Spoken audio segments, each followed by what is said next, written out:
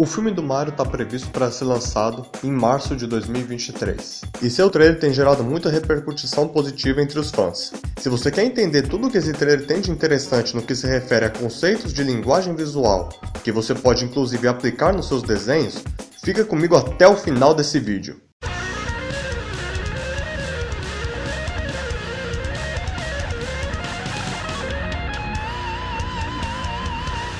Arte na veia. A cena começa com um plano panorâmico, isto é, um plano abrangente que nos dá a visão de uma paisagem completa, situando o local da cena. A paleta de cores composta por azul e branco ajuda a passar a ideia de um lugar utópico e pacífico. A calmaria é logo interrompida por uma gota de lava que cai do céu, adicionando um pouco de vermelho à composição, sendo essa uma cor mais agressiva, indicando que um conflito se aproxima. Mais duas gotas caem, um pouco à frente da primeira em direção ao castelo no fundo. O conflito está cada vez mais próximo. Uma cortina de lava agora domina a maior parte da tela, subvertendo totalmente o clima da cena de pacífico para agressivo. A parte frontal do que parece ser um tipo de nave é mostrado em contra-plongé, ou seja, de baixo para cima. Quando vemos alguma coisa de baixo é sinal de que ela é maior do que nós. Portanto, esse ângulo é perfeito para passar a ideia de supremacia ou até ameaça, como é esse caso. A cena retoma brevemente um ângulo panorâmico, onde podemos ver a sombra escurecer o território, o que além de nos dar uma boa noção do tamanho colossal da nave, também comunica de forma semiótica a chegada do mal. Bolas de espinho caem da nave e afundam no chão, funcionando como uma espécie de âncora. Em seguida vem outro plano panorâmico, onde é possível finalmente comparar o tamanho da nave com o reino que ela pretende atacar. O fluxo de leitura dessa imagem também remete à ideia de que a nave está metaforicamente caindo sobre o reino. Afinal, nós lemos a imagem da esquerda para a direita, de cima para baixo. A cena segue para um plano onde vemos o exército já posto em frente da nave e Kamek anuncia a chegada de Bowser, o rei dos Koopas. Esse enquadramento mantém a entrada da nave centralizada, compondo perfeitamente com o próximo take, onde temos uma imagem aproximada dessa área com a primeira aparição de Bowser. Se esse trecho tivesse qualquer outro enquadramento, poderia gerar uma confusão na continuidade, visto que, por mais que seja meio óbvio no enquadramento seguinte que estamos diante da entrada da nave, ainda assim o trecho anterior não teria nos preparado para essa visão. Quanto à aparição de Bowser, é interessante notar a arte da iluminação minimalista. Veja como a personagem é iluminada apenas em áreas bem específicas. Isso faz com que sua imagem se torne nítida e ao mesmo tempo mantenha um certo mistério acerca dela. Inclusive, gente, aí vai uma boa dica de desenho. Se você quiser saber se sua arte realmente está legível, diminua o tamanho dela ou afaste para ver de longe. Uma arte legível será compreendida ainda que você não consiga ver os detalhes com clareza. A seguir temos um travelling de baixo para cima mostrando Bowser de costas. O enquadramento acaba numa imagem onde a cabeça de Bowser é perfeitamente moldurada pelo reino à sua frente. Os valores dessa imagem estão bem equilibrados, com exceção de Bowser que está um pouco mais escuro e do reino um pouco mais claro, o que gera um contraste interessante entre os dois. Esse contraste se repete na paleta de cores, que tem um perfeito equilíbrio entre quente e frio e nas formas pontiagudas de Bowser em comparação às formas arredondadas do reino. A seguir temos uma visão superior, que além de nos dar uma noção do tamanho do exército, mantém um clima de quietude com excesso de linhas verticais e horizontais, elementos que passam pouca ideia de movimento. Bowser finalmente mostra o rosto num enquadramento um pouco mais movimentado, uma vez que agora a personagem é mostrada em 3/4, e dessa forma seu rosto cria um direcionamento para nosso olhar. Interessante notar também o protagonismo que Bowser assume a partir de então.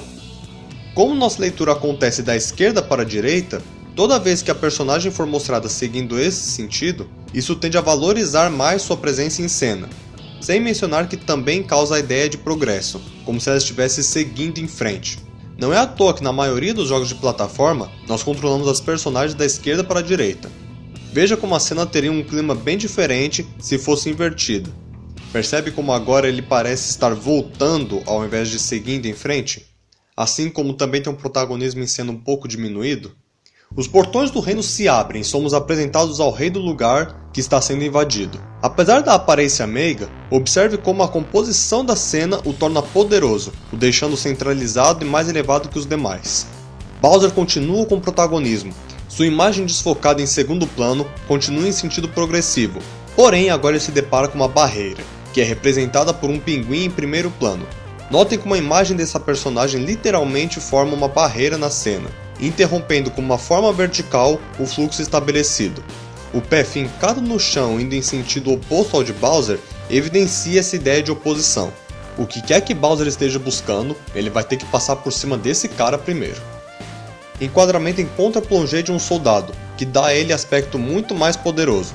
A personagem aqui assume a posição de antagonista da cena, já que a direção de seu rosto vai de encontro com a de Bowser.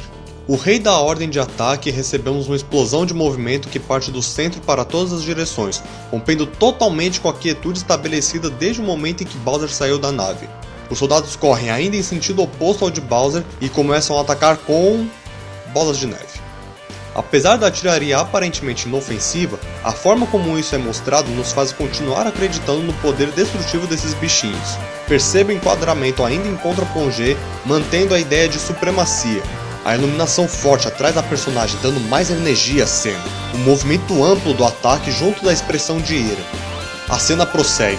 O que antes era um único soldado enquadrado, agora se torna uma pequena tropa, num plano um pouco mais aberto e uma paleta de cor sutilmente mais quente devido à iluminação vermelha, o que, como já dito, passa a ideia de agressividade.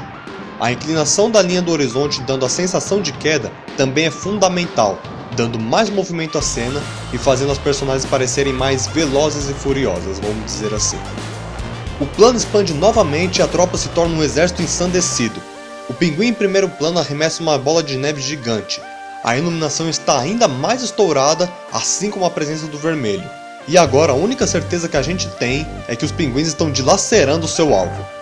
Pois é, a gente tinha essa certeza até o enquadramento se expandir mais e percebermos que nossa teoria inicial de que bolas de neve são uma péssima artilharia estava certa.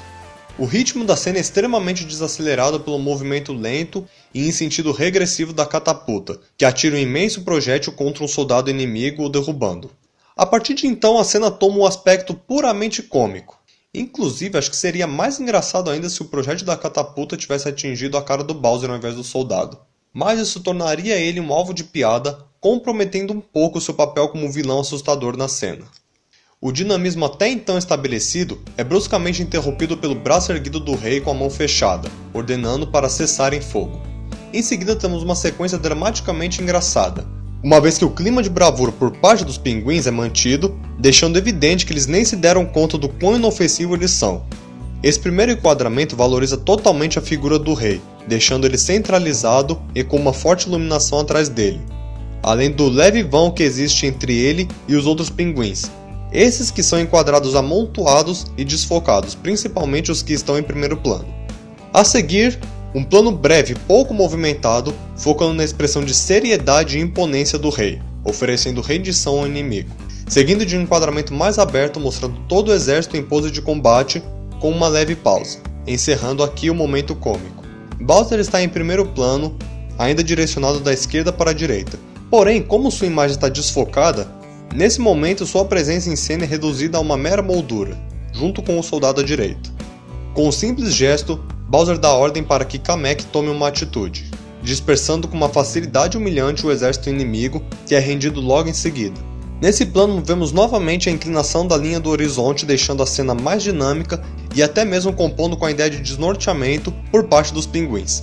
Inclusive eu tenho muita dó desse pinguizinho em primeiro plano, olha a carinha de apavorado dele. Bowser ataca com uma rajada de chamas. O fluxo dessa imagem é gritante. Perceba como a postura corporal da personagem está totalmente alinhada com o jato de fogo, deixando o ataque com um visual muito mais poderoso. Olha só como esse gesto soaria muito menos poderoso se a personagem estivesse com um corpo mais contido.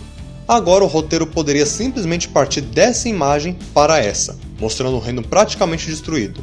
Mas dessa forma não conseguiríamos saborear a emoção da cena. Em outras palavras, qual seria a graça?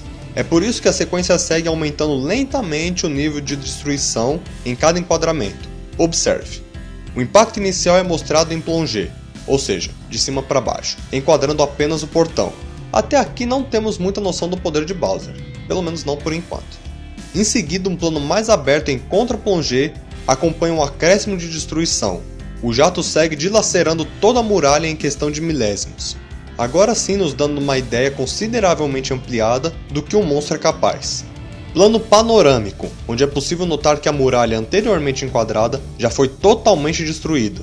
Só agora realmente temos noção do poder de Bowser, já que podemos comparar o tamanho dele com o tamanho do castelo que ele está destruindo. Perceba como a personagem praticamente some nesse enquadramento de tão distante que ele está, e ainda assim, a destruição que ela causa é notória, deixando evidente que seu poder pode ser literalmente visto a quilômetros de distância. A cena fecha com um plano muito semelhante com o que temos quando Bowser encara o reino pela primeira vez, mas agora temos os valores muito mais escuros e uma paleta mais quente, evidenciando a vitória do mal sobre o bem. A seguir temos uma breve cena de Bowser encontrando uma estrela dourada. O fundo preto comunica a ideia de vazio e mistério. É difícil saber onde exatamente se passa essa cena, embora naturalmente deduzimos, com base no que ocorreu na cena anterior, que se trata de algum lugar dentro do reino destruído, em um lugar subterrâneo talvez.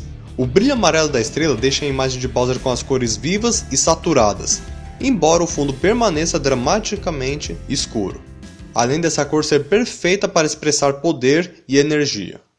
Resumindo, tudo o que temos até aqui nos dá uma amostra do quão perigoso o vilão desse filme é. Ele tem uma nave gigantesca e intimidadora, um exército enorme, um braço direito que consegue facilmente dispersar uma multidão de oponentes e, por fim, poder destrutivo para pôr abaixo um reino inteiro em questão de segundos. Como se isso não fosse o bastante, a última cena mostra ele tendo acesso a um objeto misterioso que claramente dá ainda mais poder a ele, o que é evidenciado inclusive por sua fala. Finalmente encontrei! Agora quem vai me deter? Ou seja, o cara que já era perigoso fica ainda mais perigoso. E isso é simplesmente genial do ponto de vista narrativo. Afinal, quanto mais poderoso o vilão, maior o desafio do herói, o que consequentemente torna sua jornada mais intrigante. E por falar em herói, tudo isso fica ainda mais intrigante quando notamos a aparição dele no trailer. Mas eu não vou falar disso por enquanto, porque esse vídeo já ficou muito extenso e eu nem sei se vale a pena deixar ele maior ainda. Afinal, eu nem sei se vocês curtiram tanto esse tipo de conteúdo. No final das contas, esse vídeo é apenas um teste. Se vocês quiserem uma parte 2 desse vídeo, comentando o resto do trailer onde Mario aparece e fazendo uma breve observação quanto ao design desse personagem, curtam e comentem bastante esse vídeo para eu saber que vocês gostaram. Bora estabelecer a meta de 1000 curtidas. Se esse vídeo chegar nesse número, eu faço uma segunda parte. Se não chegar, também não tem problema. Eu só vou entender que vocês não curtiram tanto esse formato de vídeo e não vou trazer de novo. Pelo menos não a curto prazo. De todo jeito, se você chegou até aqui, só tem mais uma coisa que eu gostaria de dizer e você já sabe o que é. Hey, vou te dizer então, obrigada por curtir, compartilhar. Se inscreva também, meu bem, obrigada. Só você me faz crescer. Obrigada, obrigada.